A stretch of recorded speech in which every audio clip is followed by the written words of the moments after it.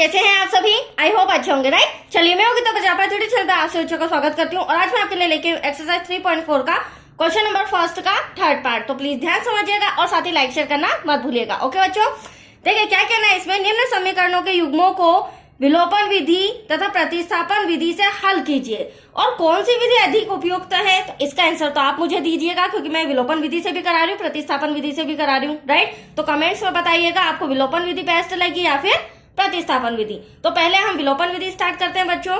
देखिए इक्वेशन दिया गया है, सम सॉल्व करने के पहले हम इक्वेशन पढ़ लेते हैं। आप देख सकते हैं 3x माइनस 5y माइनस का 4 इक्वल टू 0। हमारी जो इक्वेशन फर्स्ट है वो इनकम्प्लीट है, इसे हमें क्लियर करनी पड़ेगी, ठीक है।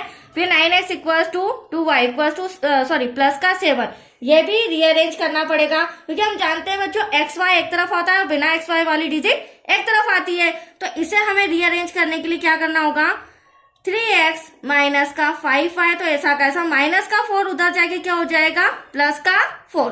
ठीक है, ऐसे ही यहाँ पर बीच में इक्वल आ रहा है तो इसे भी रीअरेंज करेंगे। प्लस का 2y इधर आके क्या हो जाएगा माइनस का, और प्लस का 7 एज इट इज इक्वल के उधर ऐसा का ऐसा। तो अब आप देख सकते हैं अब हमारी प्रॉपर इक्वेशन आ चुकी है। अब इसे हम पहले विलोपन विधि से सोल्व करते हैं। तो आपको इस बात का भी ध्यान रखना होगा बच्चों कि हमारी जो इक्वेशन दी गई है, सम दिया गया है, वो करेक्ट है या नहीं है, नहीं तो उसे करेक्ट करके फिर सॉल्व करेंगे, राइट। चलिए विलोपन विधि से क्या होता है, पहले हम इक्वेशन लिख लेते हैं। 3x माइनस का 4y इक्वल्स टू में 4, यह रही हमारी समीकरण number 1, equation number first. 9x minus का 2y इक्वल्स टू में 7, यह है हमारा इक्वेशन नंबर 2। तो विलोपन विधि में होता क्या है बच्चों, रूल और रूल पॉइंट टू पॉइंट आप समझते जाइए।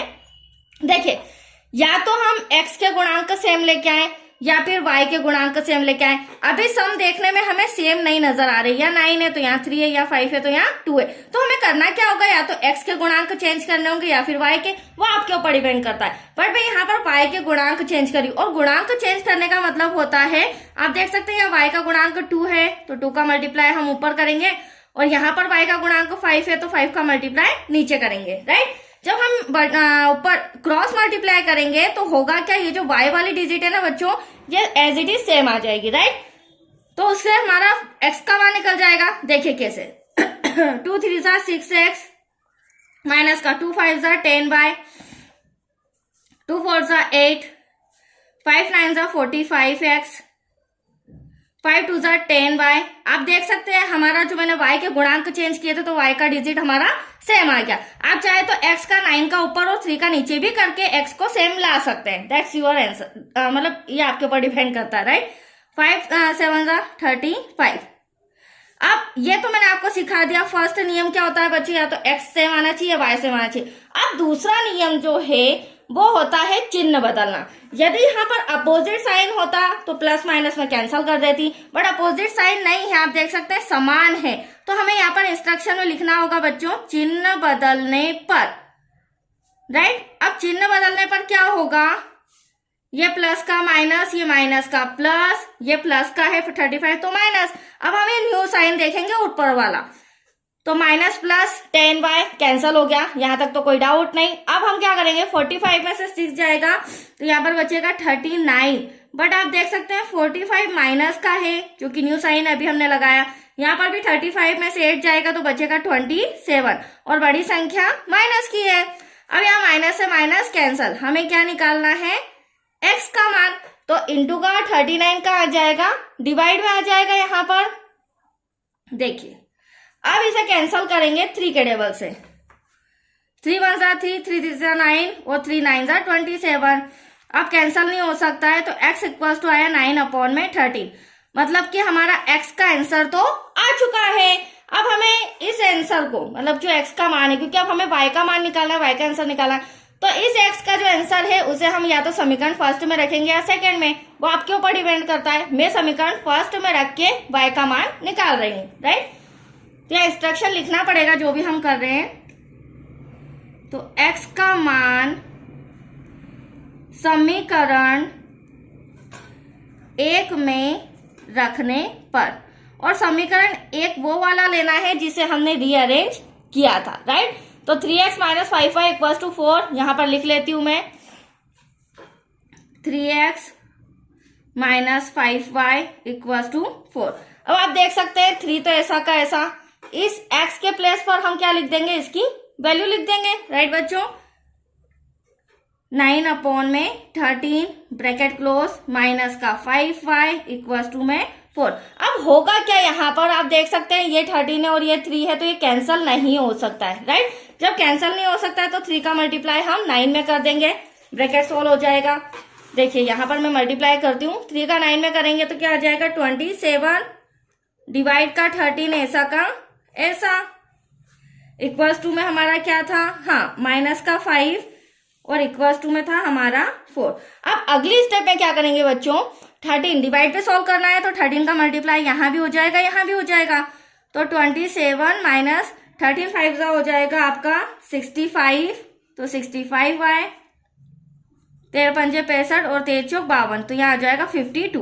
अब माइनस का 65y इक्वल्स टू 52 और ये प्लस का 27 इधर आके माइनस का हो जाएगा, माइनस का 65। अब यहाँ 12 में से 7 गया, आपके पास बचा 5, कैरी ले लिया मैंने, बचा 4, 4 में से 2 गया 2, राइट। अब हमें क्या चाहिए, y की वैल्यू 25 डिवाइड में 65। हमेशा ध्यान रखना डिवाइड में कभी भी माइनस नहीं लगता है। अब इसे हम कैंसिल करेंगे 5 के टेबल से, 5 5 जा 25, 5 1 जा 5 और यहाँ पर क्या बचा 1 15, 5 3 जा 15, तो एटलीस्ट y इक्वल्स टू हमारा आया -5 अपॉन में 13। तो आप देख सकते हैं x का मान भी आ चुका है, y का मान भी आ चुका है, और ये जो दो आंसर आपके सामने x और y के नजर आ रहे हैं बच्चों, ये हम सॉल्व करके बताएंगे, मैं सॉल्व करके बताऊंगी प्रतिस्थापन विधि से, उससे भी ये दो आंसर लेके हमें आना है, क्योंकि अभी हमारा विलोपन विधि का सम कंप्लीट हुआ है। अब हम करेंगे प्रतिस्थापन विधि। तो आइए प्रतिस्थापन विधि को भी समझ लेते हैं, उसके नियम समझ लेते हैं। हेडिंग लिखेंगे प्रतिस्थापन विधि, जो कि ये भी इंपॉर्टेंट है, इसे भी समझना जरूरी है। अब हमारा इक्वेशन है 3x, हमने इसे रीअरेंज तो पहले ही कर लिया था, राइट बच्चों, तो यहाँ पर वापस से रीअरेंज करने की जरूरत नहीं है। -2y equals to 7। चलिए अब ये रहा हमारा equation number first, equation number second. अब ध्यान से समझिए प्रतिस्थापन विधि में क्या होता है बच्चों, जो हमें दो इक्वेशन दी गई है, ऐसा नहीं कि विलोपन विधि जैसा इसे भी डायरेक्ट सॉल्व किया, उसमें तो दो इक्वेशन से ही सॉल्यूशन हो जाता है, बट प्रतिस्थापन विधि में क्या होता है, तीसरी इक्वेशन बनाना कंपलसरी है। वो आप इक्वेशन फर्स्ट से भी बना सकते हैं, सेकंड से भी बना सकते हैं, राइट। तो चलिए हम बनाते हैं समीकरण 2 से, या फिर एक ही ले लेते हैं, समीकरण 1 से।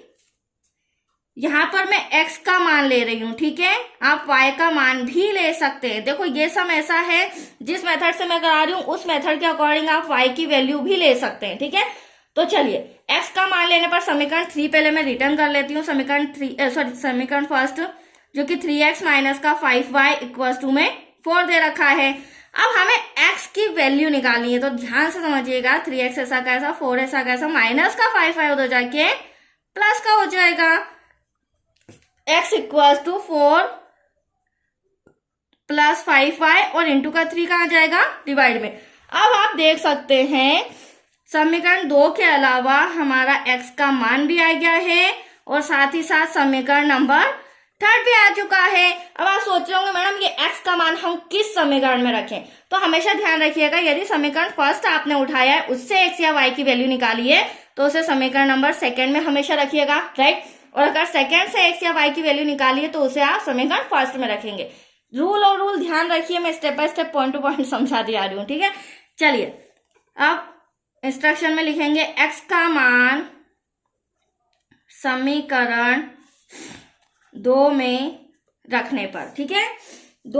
समीकरण 2 है हमारा 9x बच्चों माइनस का 2y इक्वल्स टू 7। अब आप समझ सकते हैं जहां x है उसके प्लेस पर हम ये डिजिट लिख देंगे, तो 9 आपको नजर आ रहा है, ब्रैकेट में क्या आ जाएगा 4 plus 5y divisible by 3 minus का 2y इक्वल्स टू में 7, राइट।